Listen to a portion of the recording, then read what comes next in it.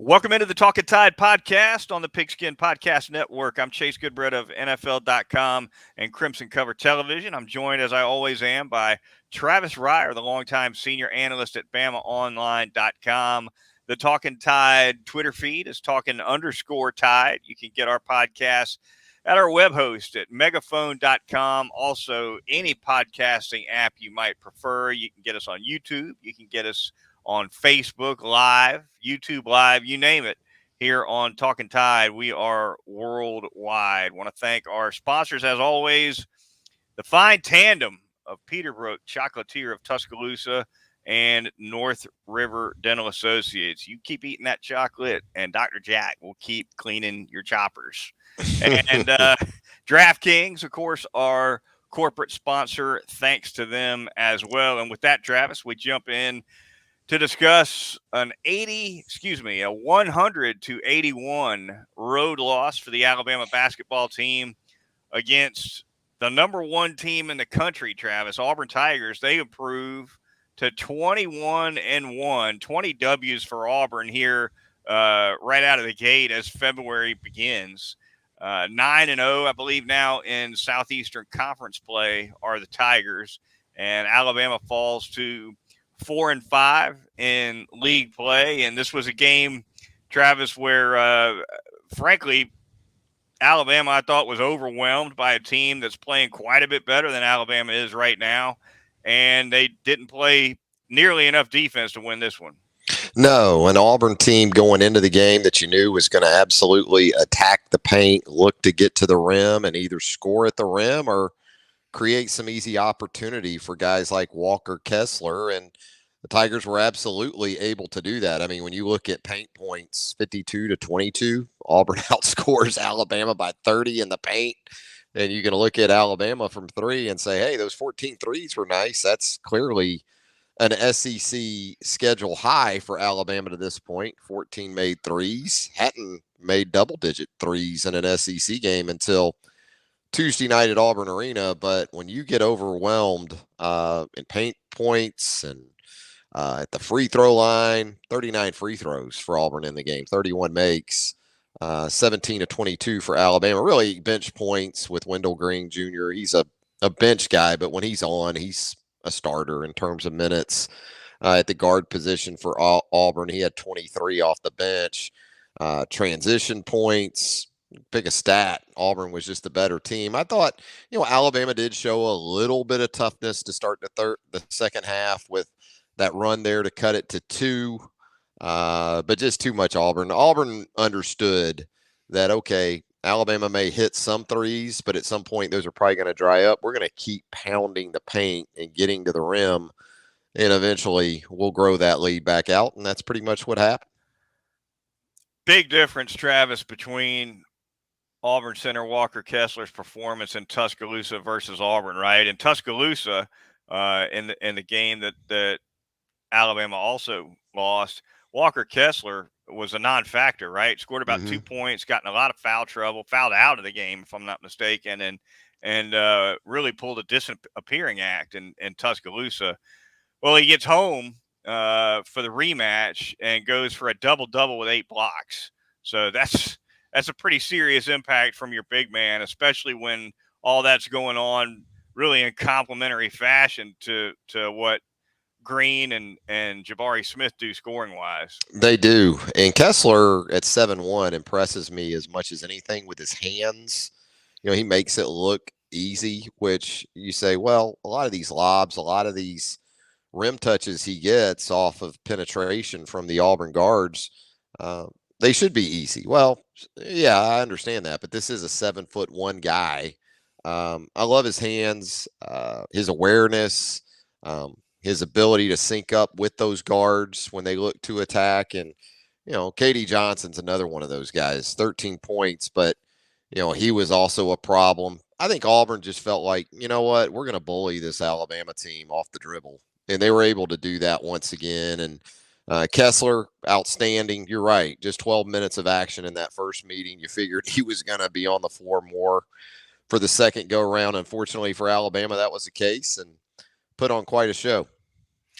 Jaden Shackelford leads the way for the Crimson Tide, 26 points, 5 of 11 from three-point range, 9 out of 10 free throw-wise. Javon Quinterly scores 20 for Alabama, 2 for 8 from three-point range. Alabama, 14 out of 37. You mentioned 14 threes, Travis. So, percentage-wise, not great, but I guess better than some of the performances they've had. Yeah, they'll take 38%.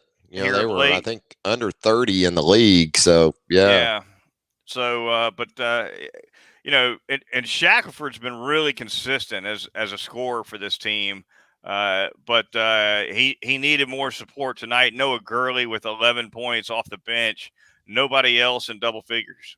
No, and Quinterly found it in the second half, really got Alabama back into the game there in that run to open the second half. So it was good to see Shaq have someone help him out there from a scoring perspective, but they needed another guy. Keon Ellis wasn't that guy, 3 of 11 from the field, just 9 points. And kind of one of those matchups that you were interested in going into the game because both these guys play off on the ball and they come off the bench was Green for Auburn and J.D. Davison for Alabama. And J.D. with a tough night, 0 of 5 from the field, 4 assists. But yeah, Wendell Green Jr. off the bench with 23 points, 8 rebounds, and 6 assists. So, that was a matchup you were interested in, and from a reserves perspective, and Auburn very much got the better end of that one. Up and down for Alabama these days, for sure, Travis. What do you make? It just pulling back and looking over the last 3 Alabama games instead of just this Auburn game. What do you make of a team that goes on the road at Georgia last week, January 25th? They lose by 6 to a team that had lost 8 straight and did not have an SEC win until knocking off the Crimson Tide. Well, then you turn around and come home and you knock off a top 5 team in Baylor, 87-78, for a huge win when it comes to NCAA tournament capital, seeding capital, we'll call it. And then, at Auburn, obviously a disappointing performance there. It's down, it's up, it's down again. It is, and I know Nate's talked about it. This team seemingly gets up for certain games, doesn't for others. Well, I think it was up for taking on the number 1 ranked team in the country in this matchup, but styles make fights. And Auburn right now, that may be the thing we're not talking about enough is that, if Baylor was the 4th ranked team last Saturday in Tuscaloosa, there's a pretty good gap between the number 1 ranked team right now and Baylor, because just watching Alabama go against those two teams, pretty clearly Auburn the more impressive of the two. Now, Baylor was down one of its better players. James Akinjo did play in that game on Saturday in Tuscaloosa, but he had missed 2 of the previous 3 games. So not just in terms of, having the requisite pieces to give just about anybody problems on the ball. Auburn's got that.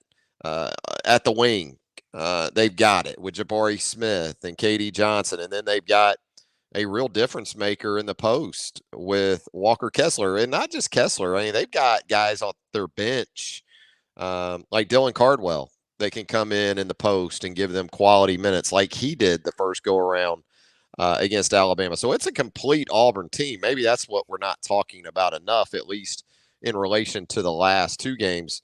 Auburn's just that good right now. What I'm interested in is, how much better can this Auburn team get? I don't know if it needs to accomplish pretty much what it wants to this season. It's playing at an extremely high level, but, we do know there's some other teams out there that look like they're on the rise, including the one that will be in Tuscaloosa on Saturday.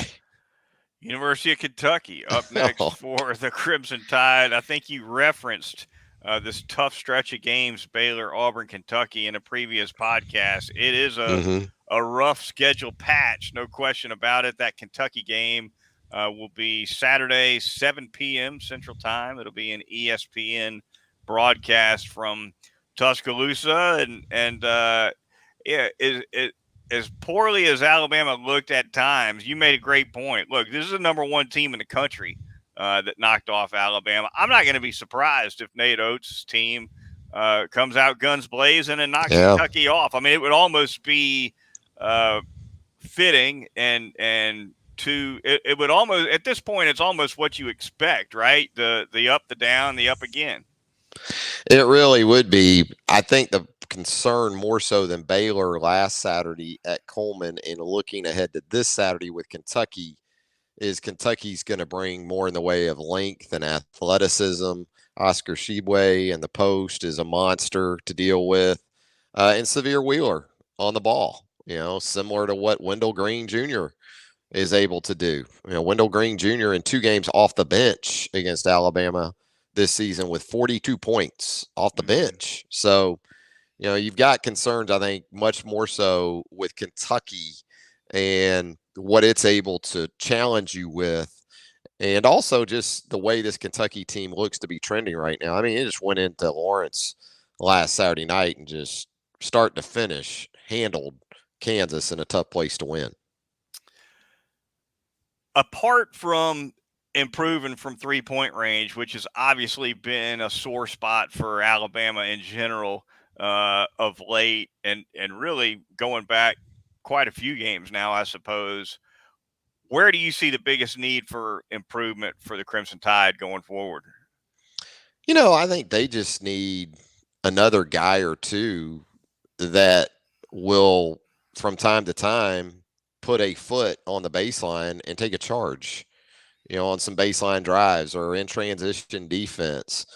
Shackelford tried early in the game against Auburn, but it was sort of half-hearted. He was either indecisive or just kind of thought, KD Johnson, once he gets downhill, is sort of like a Mack truck. So, this was a game at Auburn Tuesday night where if you still have Herb Jones, Herb would have taken 5 charges in this game.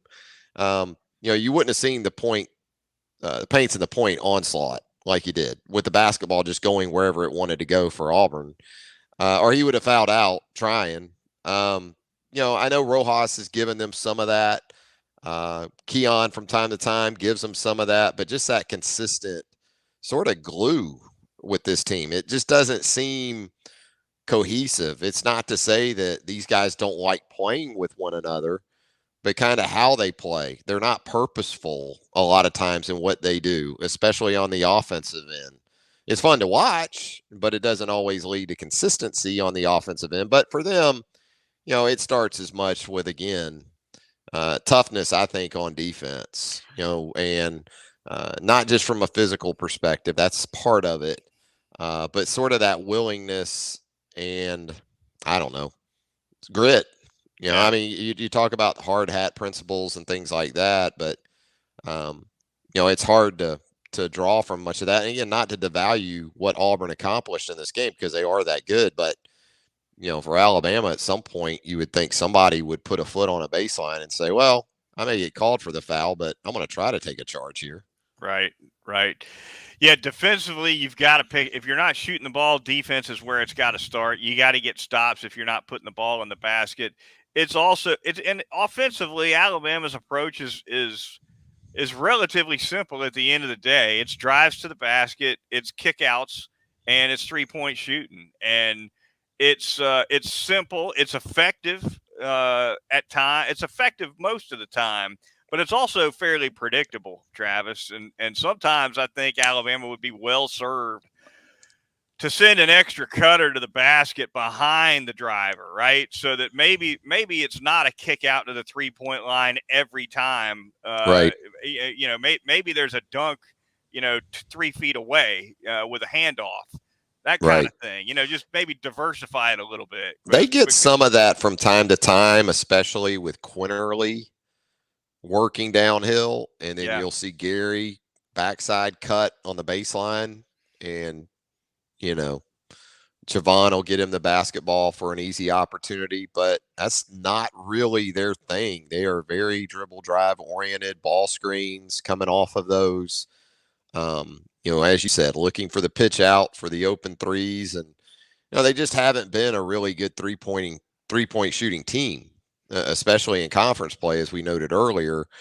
38% in this one, they'll take that at this point. 14 threes, they'll take that. Now they had to get up 37 to get there, but defensively, when you give up 100, that's probably where you're going to look first and foremost. And Auburn's that tough to deal with, man. I know Alabama fans don't want to hear it, but when you got a 6'9" guy out on the wing and Jabari Smith, and you've got a bull in a china shop on the basketball and Katie Johnson, and then you come off the bench with Wendell Green Jr. going for 23 and handing out, 5-6 assists. It's just a difficult cover for a defense when you've got these many potential options. And then Kessler, he makes so many things right on the defensive end. You can give up dribble penetration on the other end because Kessler's going to clean up the mess at the rim. They've just got a lot of answers right now at Auburn. And fairly surprising to me, really, that this team has not shot the ball from three-point range overall, because it's a lot of the same faces back from last season. I mean, look, Herb Jones was not a big three-point factor for Alabama last year. He was a huge loss to the team in terms of what he brought, but he wasn't a monster from the three-point line by any stretch of the imagination. Shackelford's back. He was your leading scorer last year. Quinterly's back. So, and I realize you lost John Petty too, but John Petty had some cold streaks from three-point range last year. I mean, this team should, on paper, be knocking them home better from long range.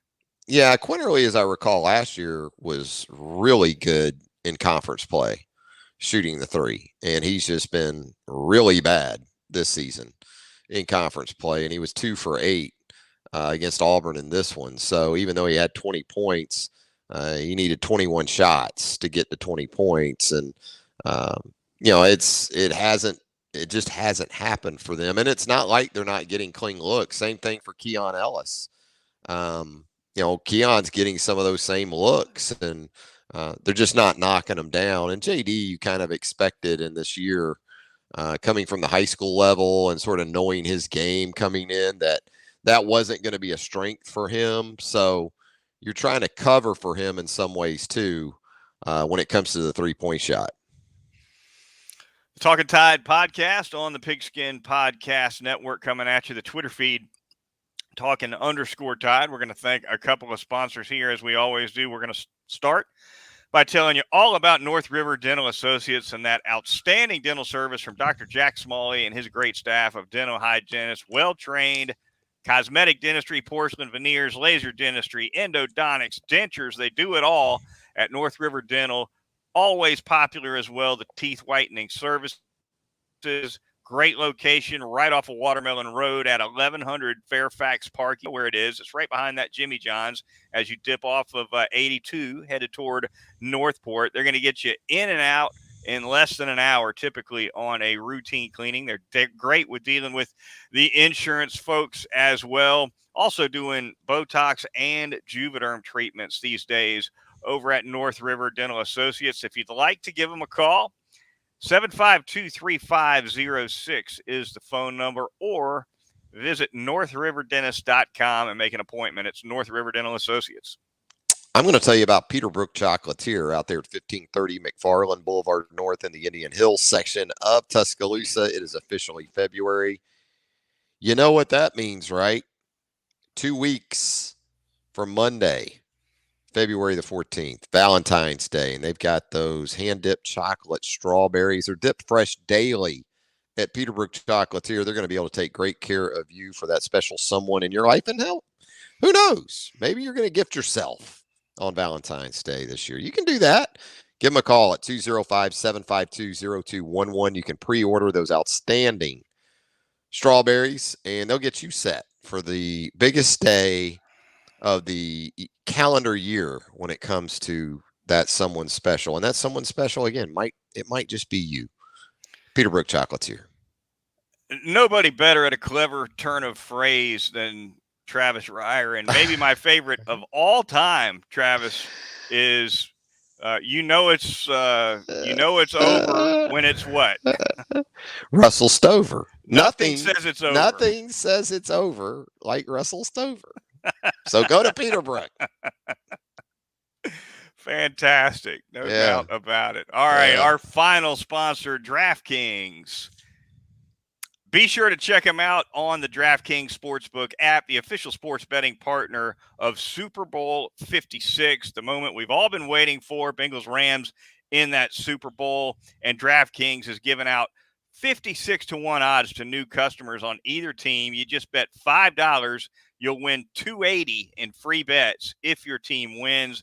The DraftKings Sportsbook now live in New York as well. So you can bet from just about anywhere in the country. New customers also can get a free shot at a $1 million top prize with their first deposit. Now, the promo code is TPPN if you want those 56 to 1 odds. That's the Pigskin Podcast Network acronym. Get on there, punch in that TPPN promo code, and away you go. Download that DraftKings Sportsbook app now.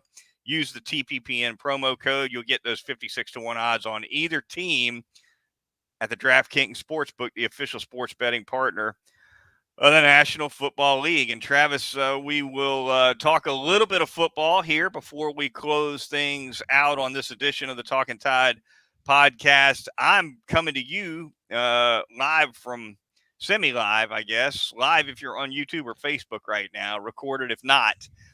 From Mobile, Alabama, where the Senior Bowl is going on. The first practice was today. They'll practice again Wednesday, again on Thursday. Of course, the annual All-Star game will be on Saturday, broadcast on NFL Network. That's a 2:30 p.m. kickoff, and a light contingent from the Crimson Tide this year, Travis. Typically, we see, I guess, at least 4, sometimes up to 6, roughly, Alabama players in the Senior Bowl. Just a pair this year. Phil Mathis at that defensive tackle spot. Brian Robinson at running back. Got a chance to watch both of them a little bit today. Phidarian Mathis, I thought, held up quite well. He was impressive among the defensive linemen. I thought the offensive linemen as a whole were pretty overwhelmed, frankly, in the one-on-one pass rush drills that I witnessed. The defense had a lot for them. Going to take some regrouping, I guess, from the OLs. And Mathis was right there in the middle of all of that. I think he's going to acquit himself quite well this week. Robinson, it's a little tougher to tell. You know, they went through some pass pro drills with the running backs today, simulating blitzing linebackers. And I thought he did just fine in that regard. He was effective in that area for the Crimson Tide for sure, and that showed up again. That'll definitely help his draft stock. What won't help him at the Senior Bowl, Travis, is the fact that in practice all they do is thud it up, right? Nobody gets tackled to the ground. And so if you're Brian Robinson, your game is dragging people, right? Your game is yards after contact. Your game is power. And so it's a little hard to show that off when it's just a thud and let him go kind of practice. And so to me, if he's going to make money from the Senior Bowl, the game on Saturday is going to be more important for B-Rob than the practices necessarily. Yeah, and there's certainly plenty of tape, right, where Brian Robinson is concerned, and not just 250 plus carries in any league. He did it in the Southeastern Conference, couple of games against Georgia. Certainly he'll be scrutinized, as we both know. Yeah, I would think that, Brian is well known enough in NFL circles already that maybe that doesn't hurt him as much. But you're right. Those are the type of situations where he's going to show his best. And during an all-star week, that's probably not the areas where you're going to, see guys get a lot of work. And so I think Brian is what he is, Chase. He's kind of a one cut, stick his foot in the ground. And, if there's 4 yards to get, he's going to go get 4 yards. And there's the chance he's going to break some tackles and make it 8-10 yards. So I'll be interested to see what he runs, at the combine and at his pro day. I think that's going to be probably pretty big for him. The shuttle stuff, agility, can he make at least the first guy miss? He doesn't have to make 3 or 4 guys miss, but in the NFL, you got to make that free runner, that safety or whoever comes up. Yeah. You got to be able to beat that guy. And so that's where the questions I think will probably have to be answered for him more than anything. Finally, before we get out of here, a little bit of roster news. KaMar Wheaton, the Alabama running back, heads to the transfer portal. We hardly knew ye. That comes to mind with KaMar Wheaton, nary a carry for the highly touted freshman. Moving on, and who knows? Maybe he decides to withdraw and comes back. You know, we've already seen that with Jalen Moody, but surprising to you that KaMar Wheaton is out in this fashion, or no? I think it's always a surprise when the relationship doesn't last more than a semester, and it struggled to get through a semester, it sounds like. So Yeah. You don't like to see it, but as we know, there's always a plan, and part of that probably involved Jahmyr Gibbs coming in from Georgia Tech as a third-year player for next year, and a guy that in all likelihood projects as a top 2 back, if not a feature type back in the Alabama offense in 2022, depending on how Jace McClellan, Roydell Williams come back from those knee injuries. Got a couple of backs in this signing class, including one in Jamarian Miller, who is already enrolled. You got a 5-star coming in the summer in Emmanuel Henderson. So, they're in pretty good shape in terms of quality and quantity. But, yeah, you're right. We just never really literally got to see what KaMar Wheaton could do as a member of the Alabama Crimson Tide. Presuming his health would have been good to go, I would have thought it would have been a great opportunity for him to get some totes in the spring because, and I'm speculating here, but if Roydell Williams and Jace McClellan aren't going to be participating in the spring with the injuries that they're recovering from, Brian Robinson off to the NFL, hey, KaMar Wheaton, and of course you do have the tech transfer as well. But I think, again, assuming health, it would have been a great chance for KaMar Wheaton to show what he could do in the spring. We won't see it, I guess, unless he withdraws that name. Yeah, it seemingly would have set up well for him. But, Trey Sanders, you hope for him. He continues to, improve after that car accident nearly a year and a half ago. It will have been when spring practice gets underway anyway. And thought you saw Trey show improved confidence down the stretch of the season when they really needed him to step up. So between Gibbs and Trey Sanders in terms of availability and Jamarian Miller coming in from the high school ranks, that's a lot of what you're probably going to be looking at for spring practice. I'm thinking, and you've seen this, we've seen this in the past, that, guys coming off even ACLs after 4 or 5 months, they're able to do limited work at least during spring practice. So maybe with McClellan going down with his in early October, by the time we get to March, not that you're going to really stress him or push him to jump all the way back in there. Maybe we see something from Jace. Maybe we see something from Roydell. Right. That is going to do it for this edition of the Talkin Tide podcast. Enjoyed having us as well. Travis, I guess we will reconvene here in another week. Going to be around the corner, spring football, right? We'll be talking spring football, I guess, in no time. We're already into February, so be on the lookout for that as well. Looking forward to our next edition of Talkin Tide. For Travis Reier of BamaOnline.com, I'm Chase Goodbread of NFL.com and Crimson Cover Television. We'll talk to you next weekend here on Talkin Tide.